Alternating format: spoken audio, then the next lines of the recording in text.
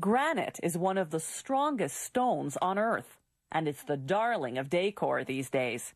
As an indoor-outdoor building material, it's timeless, elegant, and resistant to acid rain. Nature's granite factory lies many kilometers beneath the Earth's surface. Boiling molten rock called magma builds up pressure from the intense heat and rises through cracks and crevices in the Earth's crust. As it rises, it slowly cools and solidifies into granite. Most granite is buried under sedimentary rock, which makes up most of the Earth's surface. The challenge is to extract as much granite from the quarry as possible, while losing as little as possible to damage from the extraction process. They start by outlining a section of rock wall, up to 30 meters long by 7 meters wide. They use a gas flame to burn long, narrow channels to free up the sides. Then they drill holes 7 meters deep along the back and bottom. They feed explosive cable into the holes.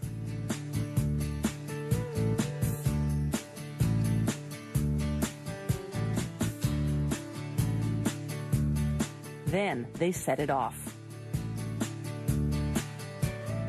The explosion detaches the section. Then they use a combination of drills, steel pegs, plates, and wedges to cut it down and cut it down further until they have rough blocks measuring 3 meters long by 1.5 meters wide and deep, a size the granite factory can handle. The blocks may be small, but each one weighs more than 20,000 kilograms. At the factory, the first cut is called slabbing. They use this type of saw to cut slabs more than 5 centimeters thick. The blade's metal segments contain synthetic diamond particles, which create the friction needed to make the cut. Water keeps the saw from overheating. It's a slow process. The saw cuts less than 2 square meters of granite per hour. They use a gang saw to cut slabs thinner than 5 centimeters, to make kitchen countertops, for example.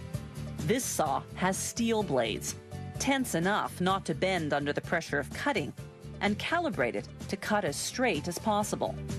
The gang saw cuts at a rate of about 8 square meters per hour.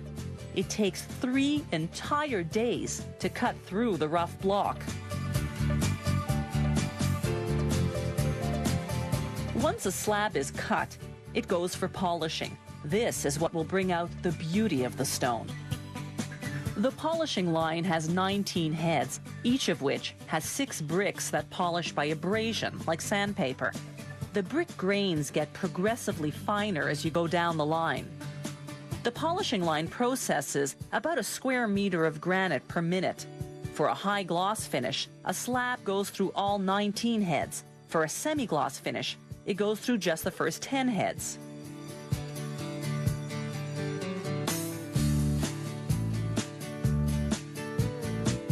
For a rough finish, slabs skip the polishing line altogether and instead go through a process called flaming.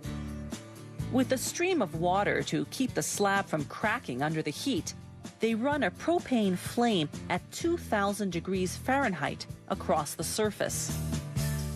This intense heat makes the quartz inside the granite explode, creating a rough surface. They often use this technique for non-slip flooring. After the finish, the last step is to cut the slabs to specifications.